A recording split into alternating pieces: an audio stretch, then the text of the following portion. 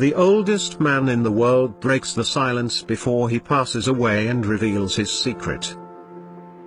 According to a 1930 New York Times article, Wu Chengche, a professor of the Chengdu University, congratulated Li Qingyuan on his 158th birthday, and later congratulated him on his 200th birthday in 1877. In 1928, a New York Times correspondent wrote that many of the old men in Li's neighborhood asserted that their grandfathers knew him when they were boys. Li Qingyuan was a herbalist and began his career at the age of 10. He gathered herbs from mountain ranges and learned about their potency for longevity. For almost 40 years, he survived on a diet of herbs such as lingzhi, goji berry, wild ginseng, ishu wu, and gotu kola, and rice wine. In 1749, at the age of 71, he joined the Chinese armies as a teacher of martial art. Li was said to be a much-loved figure in his community, marrying 23 times and fathering over 200 children.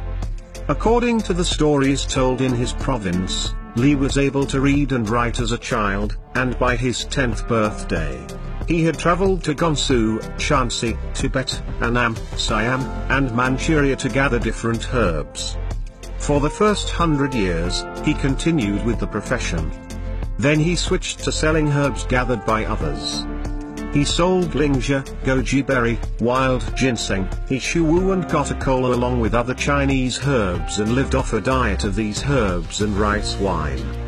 According to one of Li's disciples, he had once encountered an even older 500-year-old man, who taught him Qigong exercises and dietary recommendations that would help him extend his lifespan to superhuman proportions. Apart from Qigong and a herb-rich diet, what else can we learn from this master of longevity? On his final day, Li famously said, "I have done all that I have to do in this world." Could his peaceful last words also hint at one of the biggest secrets to a long and prosperous life?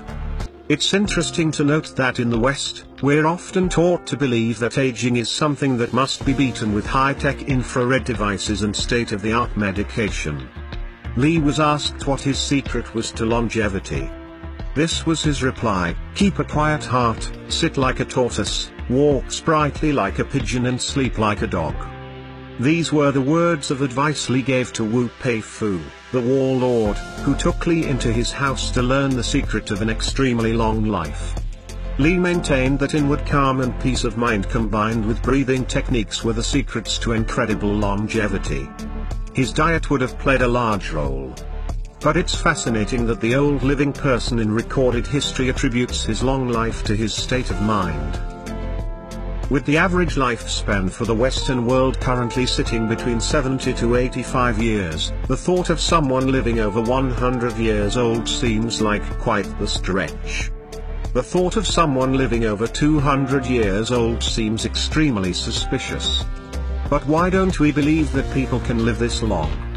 We have to keep in mind that some people in this world don't live a grueling 9-to-5 lifestyle, they don't have to deal with the stresses of debt, they aren't breathing polluted city air, and they exercise regularly. They don't eat refined sugars or flour, or any foods that have had pesticides sprayed on them. They aren't living off of the standard American diet. They aren't eating fatty meats, sugary desserts, and genetically modified foods. No antibiotics. No drinks and no substance.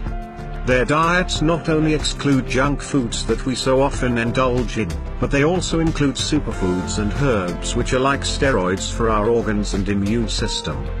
They also spend their spare time in practicing breathing techniques and meditating which have been proven to improve mental, physical, and emotional health. To keep things simple, get proper sleep, and spend most of the time in nature under the sun. When we get a chance to relax in the sun, we feel instantly rejuvenated and call this a vacation. Imagine spending a lifetime doing that in the mountains, and combining that with perfect mental, spiritual, and physical well-being. I do not doubt for a minute that if we all did the things we knew we were supposed to do, that living to be 100 years old would be commonplace.